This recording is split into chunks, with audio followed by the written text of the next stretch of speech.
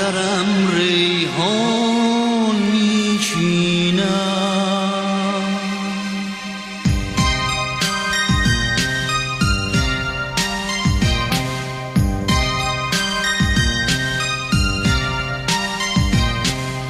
مادرم ریحان میچیند،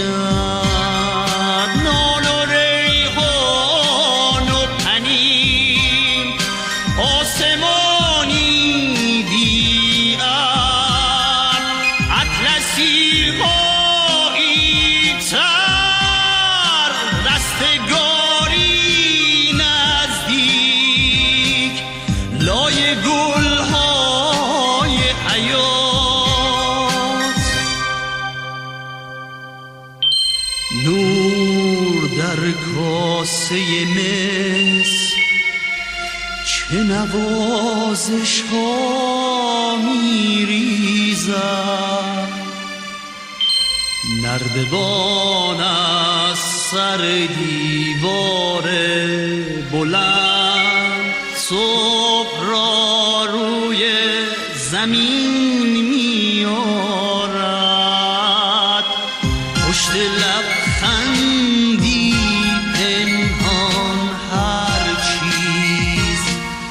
پشت لبخندی پنهان هر چیز.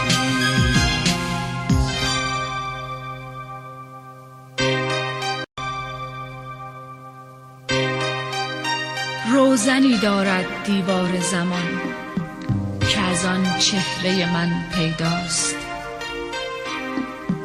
چیزهایی هست که نمیدانم، میدانم سبزه‌ای را بکنم خواهم مرد، میروم بالا تا اوج، من پر از بال و پرم، راه میبینم در ظلمت، من پر از فانوسم، من پر از نورم و شن و پر از دار و درخت، پرم از راه، از پل، از رود، از موج، پرم از سایه برگی در آب،